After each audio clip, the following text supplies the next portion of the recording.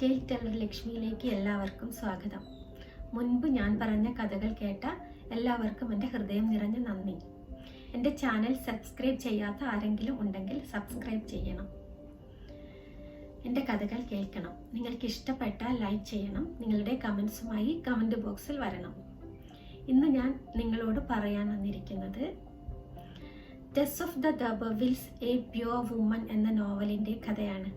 ഇത് എഴുതിയിരിക്കുന്നത് Thomas Hardy എന്ന ഇംഗ്ലീഷ് സാഹിത്യകാരനാണ്. തോമസ് ഹാർഡി ഒരു ഇംഗ്ലീഷ് പോയറ്റ് എന്ന നിലയിലും ഒരു ഇംഗ്ലീഷ് നോവലിസ്റ്റ് എന്ന നിലയിലും പ്രസിദ്ധനാണ്. അദ്ദേഹം ഒരു 19th സെഞ്ച്വറി നോവലിസ്റ്റാണ്. ഒരു വിക്ടോറിയൻ റിയലിസ്റ്റാണ് അദ്ദേഹം.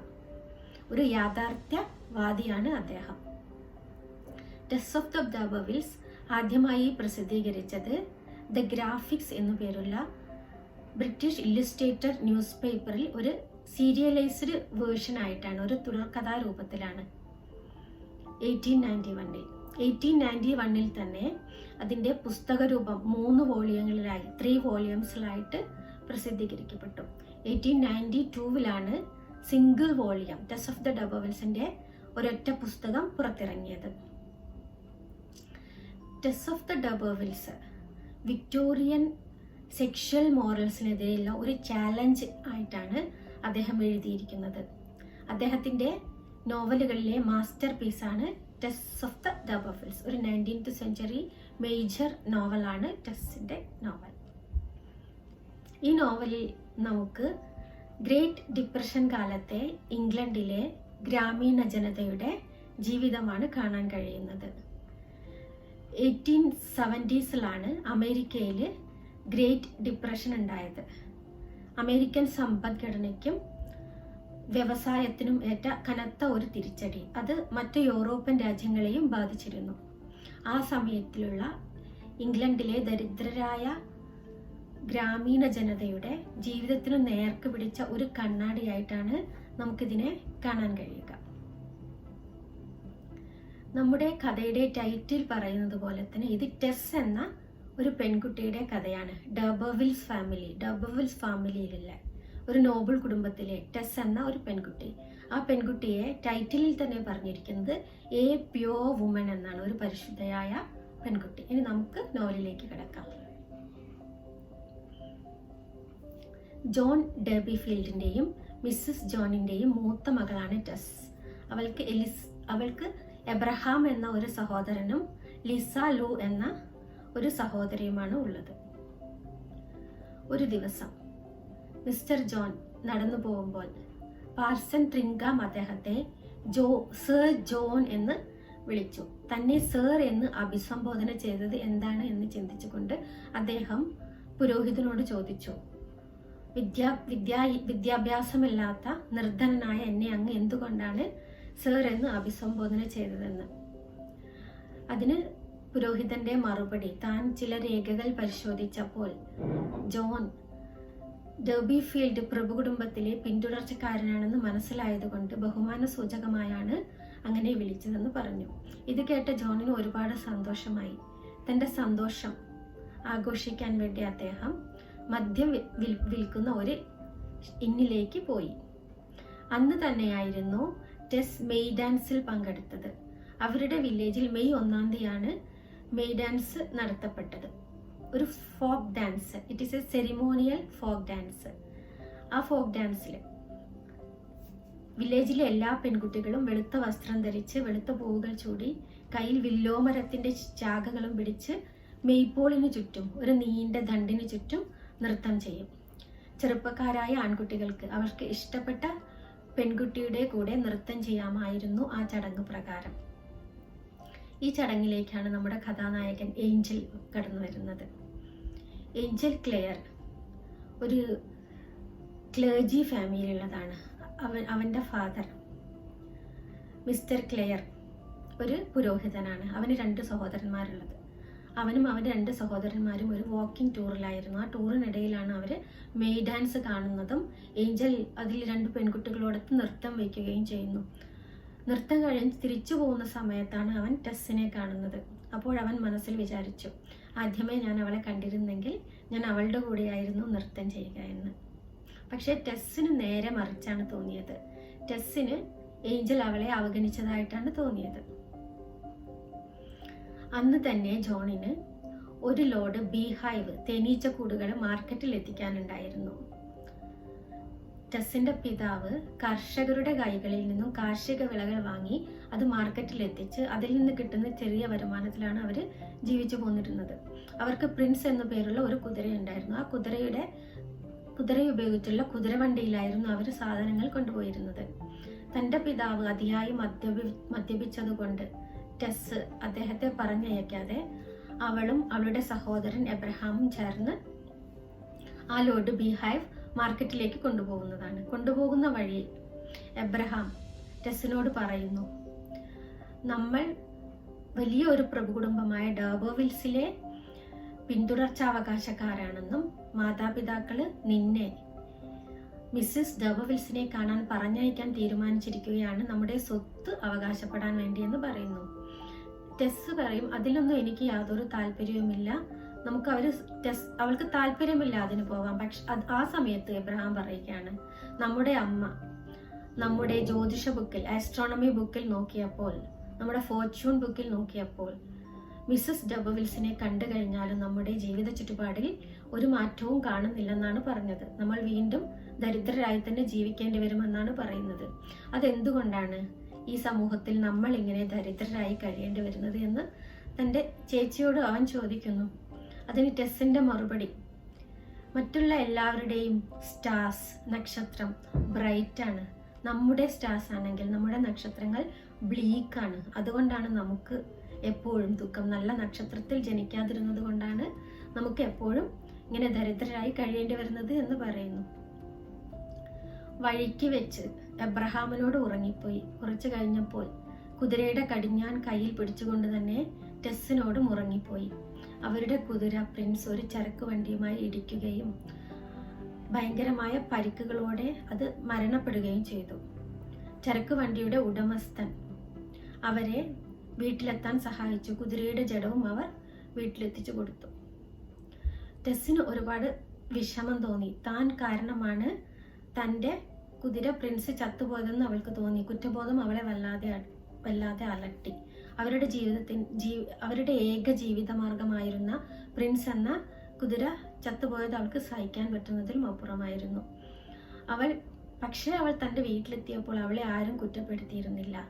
അവൾക്ക് തോന്നിയ കുറ്റബോധം, അവളാണ് പ്രിൻസ് ചാവാനുള്ള കാരണമെന്ന് ബാക്കി ആർക്കും തോന്നിയിരുന്നില്ല.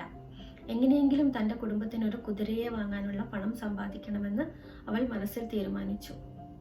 അതുകൊണ്ട് തന്നെ അച്ഛനമ്മമാരുടെ ആവശ്യപ്രകാരം മിസ്സസ് ഡർബോവിൽസിനെ കാണാൻ പോകാൻ അവൾ തീരുമാനിച്ചു. അവിടെ വെസെക്സിൽ എത്തിയപ്പോഴാണ് അവൾക്ക് മനസ്സിലാവുന്നത് അവർ യഥാർത്ഥത്തിൽ ഡർബോവിൽസ് ഫാമിലിയിലെ ആൾക്കാരല്ലാന്ന്. ഡർബോവിൽസിന്റെ മാൻഷന് പകരം, ബംഗ്ലാവിന് പകരം അവൾ അവിടെ കണ്ടത് ഒരു റിച്ച് കോട്ടേജ് ആണ്. ഒരു കച്ചവടക്കാരൻ അദ്ദേഹത്തിന് മാന്യത കിട്ടാൻ വേണ്ടി വെറുതെ സ്വീകരിച്ചതാണ് ഡർബോവിൽസ് എന്നുള്ള ആ സർനെയിം. അവരുടെ വൃദ്ധയായ അന്ധയായ വിധവയും അവരുടെ മകനുമാണ് ആ വീട്ടിൽ ഉണ്ടായിരുന്നത്. മിസ്സസ് ഡർബോവിൽസിന്റെ മകൻ അലക്ക് ഒരു സ്ത്രീ ലംബടനായിരുന്നു.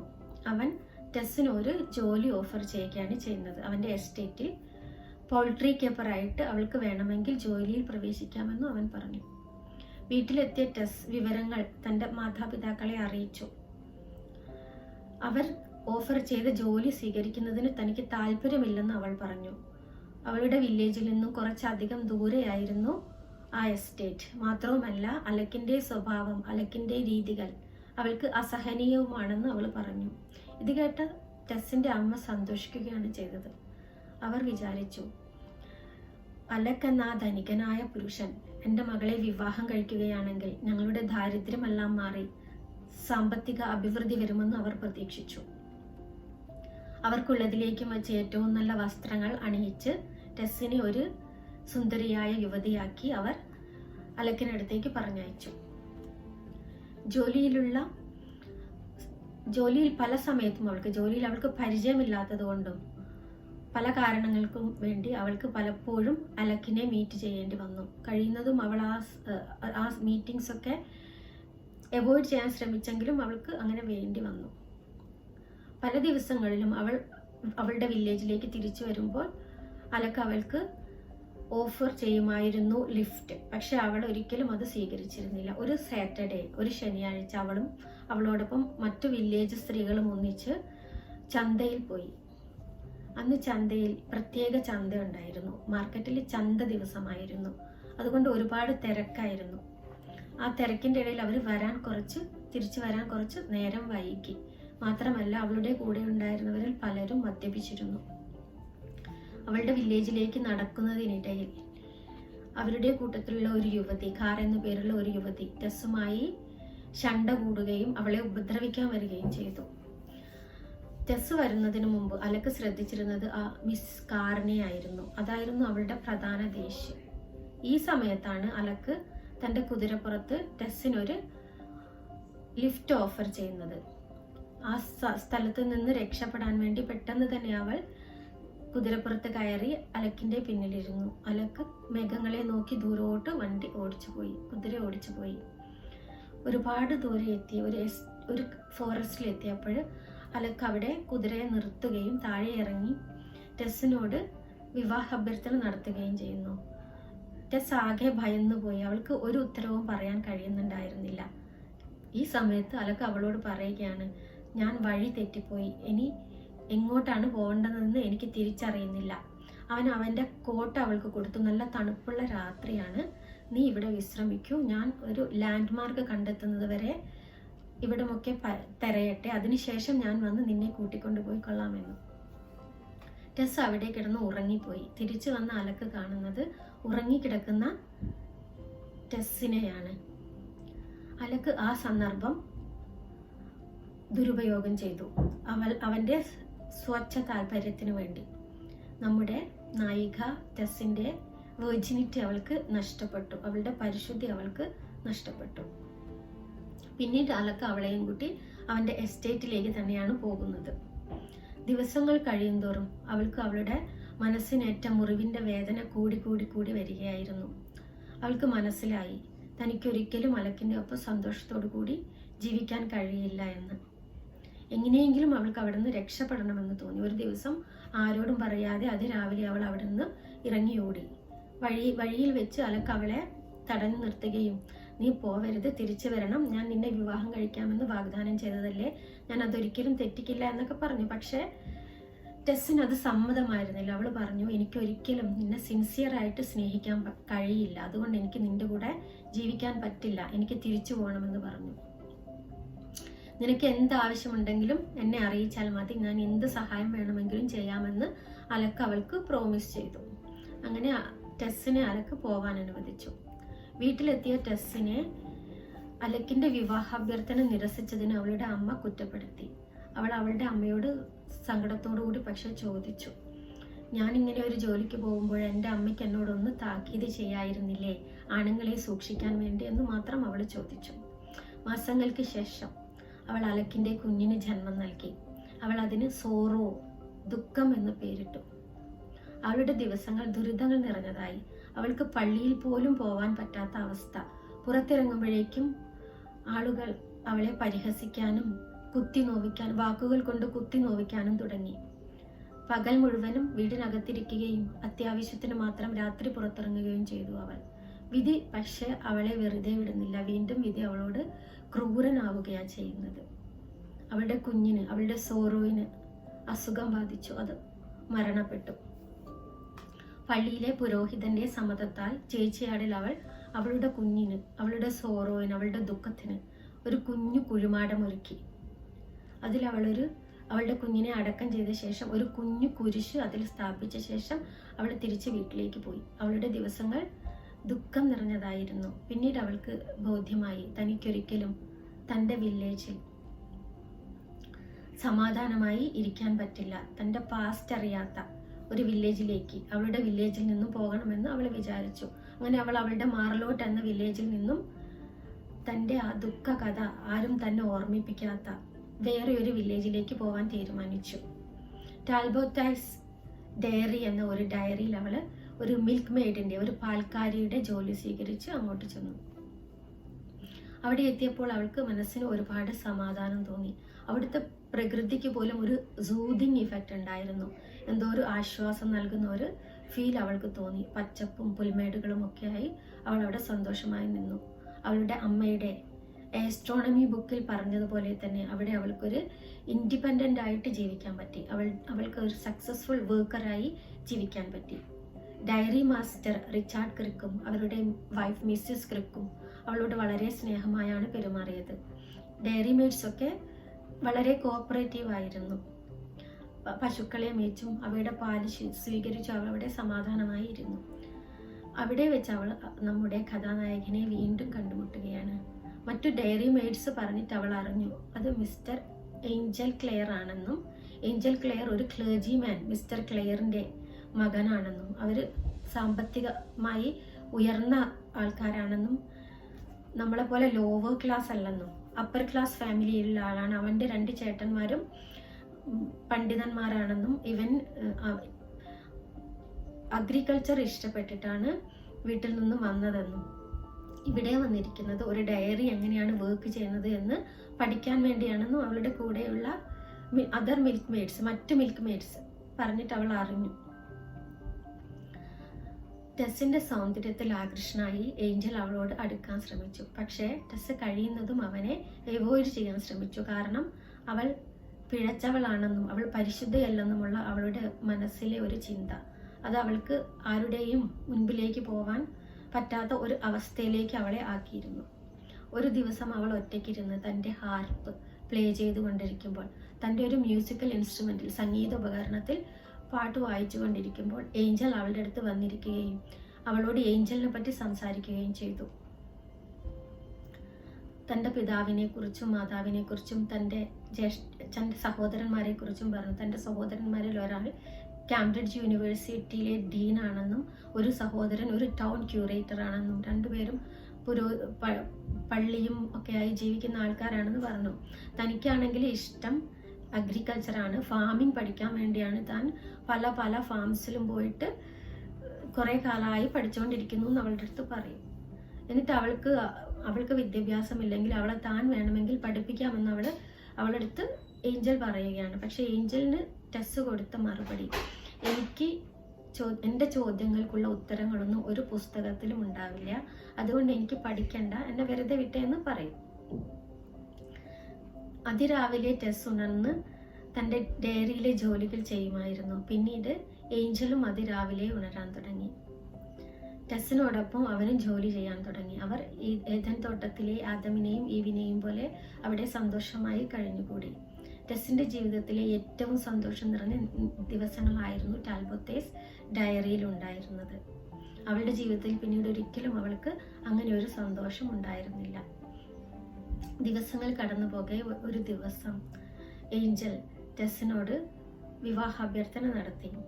അതിന് മറുപടിയായി ടെസ് പറഞ്ഞത്, എന്നേക്കാളും നല്ല ഒരു ഭാര്യയെ ഏഞ്ചലിന് കിട്ടും, ഞാൻ ഒരിക്കലും ഏഞ്ചലിന് പറ്റിയ ഒരു മാച്ച് അല്ല എന്ന് പറയുകയാണ്. എനിക്ക് വിവാഹത്തിന് താല്പര്യമില്ല, അതുകൊണ്ട് ഇനി എൻ്റെ അടുത്ത് അതിനെ കുറിച്ചൊന്നും സംസാരിക്കരുത് എന്ന് പറയുകയാണ്. ഏഞ്ചൽ വിചാരിക്കുന്നത് ടെസ് തൻ്റെ താഴ്ന്ന കുടുംബത്തിൽപ്പെട്ട ഒരു അവസ്ഥ കൊണ്ടാണ് ഇങ്ങനെ സംസാരിക്കുന്നതെന്നാണ് വിചാരിച്ചത്. തൻ്റെ സോഷ്യൽ സ്റ്റാറ്റസ് ഇല്ലാത്തത് കൊണ്ടാണ് എന്ന് വിചാരിച്ചു. പക്ഷെ യഥാർത്ഥത്തിൽ ടെസ്സിന്റെ മനസ്സിൽ അവള് പിഴച്ചാളാണെന്നുള്ള ഒരു ചിന്തയാണ് അതിൽ നിന്ന് അവളെ പിൻവലിച്ചത്. ഏഞ്ചലിന് ടെസ്സിനെ കണ്ടപ്പോൾ തന്നെ തോന്നിയത് അവളൊരു വേർജിൻ ആണെന്നും പരിശുദ്ധയാണെന്നും ഒക്കെയാണ്.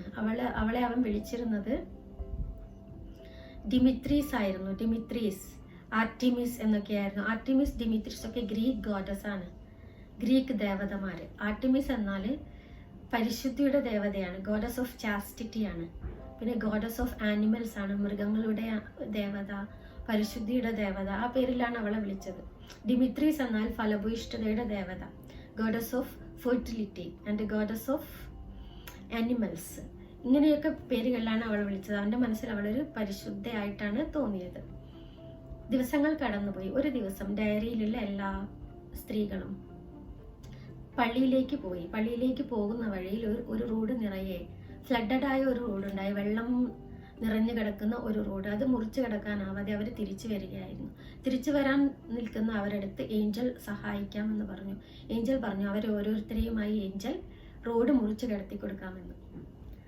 മറ്റു മെയ്ഡ്സിനെയെല്ലാം മറ്റു ജോലിക്കാരികളെയെല്ലാം പെട്ടെന്ന് റോഡ് കിടത്തി കൊടുത്ത ഏഞ്ചൽ ടെസ്സിനെ എടുത്ത് ഒരുപാട് സമയമെടുത്താണ് റോഡ് കിടത്തി കൊടുത്തത്. അത് കണ്ടപ്പോൾ മറ്റു മെയ്ഡ്സിനെല്ലാം ഏഞ്ചലിന് ടെസ്സിനോടുള്ള മാനസിക അവസ്ഥ എന്താണെന്ന് മനസ്സിലാക്കാൻ കഴിഞ്ഞു. അതിനുശേഷം ടെസ് ഏഞ്ചലിനെ കൂടുതൽ അവോയ്ഡ് ചെയ്യാൻ തുടങ്ങി.